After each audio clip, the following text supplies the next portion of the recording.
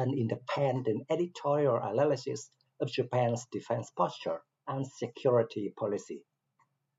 The establishment of the 3rd Amphibious Rapid Deployment Regiment at Takagahara marks a significant structural milestone. With this expansion, the ARDB approaches its full operational complement. It is now, theoretically, a potent instrument for the defense of the remote southwestern islands. However, beneath the surface of this organizational maturation lies a complex web of incongruities. The brigade was conceived and structured largely on the model of the United States Marine Corps. Yet it reaches maturity at the precise moment its primary mentor is radically dismantling that very model.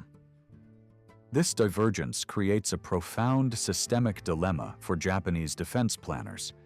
It forces a reevaluation of equipment procurement, interoperability, and the fundamental doctrine of island defense. At the heart of this dilemma is the legacy of the AAV-7 amphibious assault vehicle.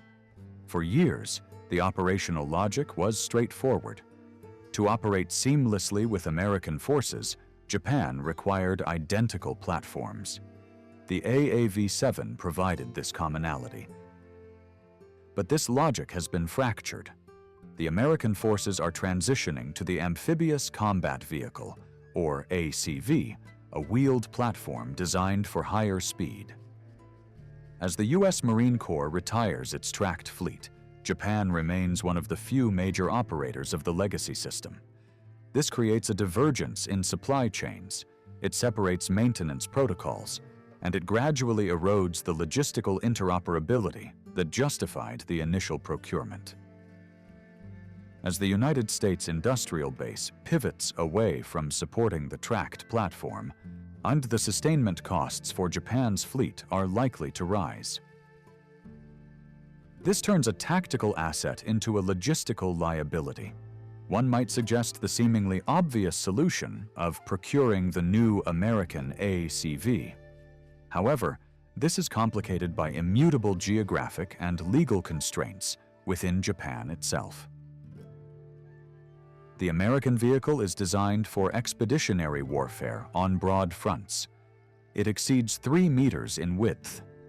This dimension is fundamentally incompatible with Japan's Road Traffic Act. It simply does not fit the physical reality of civil infrastructure on the Ryukyu Islands. The narrow roads, tunnels, and bridges of the very territories the ARDB is tasked with defending cannot accommodate the sheer bulk of the American replacement.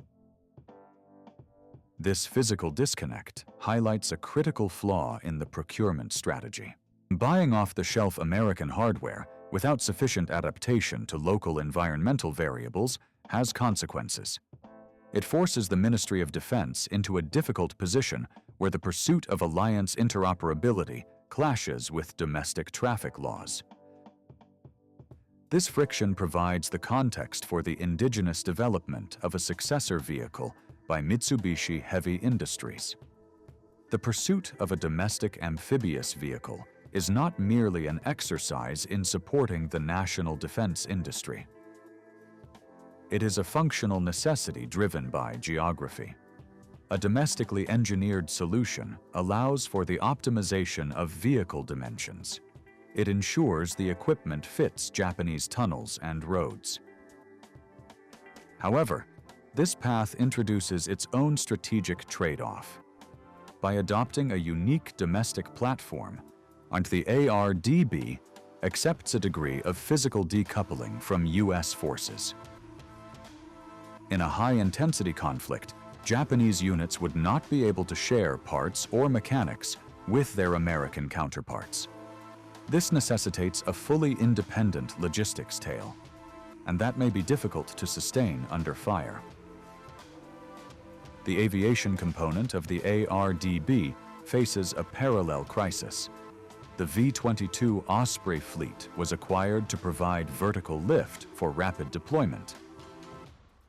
Yet, the operational reality has been marred by technical restrictions and high-profile accidents. These incidents impose a heavy political tax on the operation of the fleet. This leads to groundings and restricted flight envelopes that degrade the readiness of the brigade. When the primary connector for an air assault force faces sustained availability challenges, the rapid response capability of the entire unit is called into question. From a resource management perspective, the continued reliance on the Osprey warrants scrutiny. The high cost per flight hour consumes a disproportionate share of the aviation budget. A heavy-lift helicopter force, potentially based on the CH-47 Chinook platform, might offer a more robust logistical backbone. The commitment to the Osprey suggests that political signaling regarding alliance cohesion has historically taken precedence over strict cost-benefit analysis. Beyond hardware, the most profound disconnect lies in the realm of doctrine. The ARDB trains extensively for the recapture of occupied islands. This mission profile views the island as a territory to be seized and held. Conversely, the U.S. Marine Corps has largely abandoned this model. They now prioritize small, dispersed forces that use islands as temporary firing positions. Their focus is on sea denial and survivability. This doctrinal bifurcation means that in a future contingency, the ARDB and the U.S. Marine Corps may be operating in the same theater, but fighting two different wars. The Japanese forces would be massing for a counter-landing to reclaim sovereignty. Simultaneously, American forces would be dispersing to avoid detection. This lack of synchronization complicates command and control architectures. If the ally responsible for the offensive strike role is no longer training for amphibious assault, the burden of that high-risk mission falls entirely on the ARDB. The strategic trajectory suggests that Japan is approaching a critical decision point. The current path involves maintaining a miniature version of a pre-2020 U.S. Marine Corps. It relies on legacy vehicles and a recapture doctrine that may be increasingly perilous. The alternative requires a fundamental pivot toward an area denial strategy. In this scenario, the ARDB functions less as a storming force and more as a mobile, pre-positioned garrison. Such a shift would necessitate a restructuring of procurement priorities. It implies a move from a reactive posture to a proactive posture of deterrence by denial. As the ARDB matures, its effectiveness will not depend on how closely it mimics the American force structure of the past. It will depend on how effectively it adapts to the distinct constraints of the Japanese archipelago. It requires balancing the desire for alliance integration with the stark requirements of independent national defense.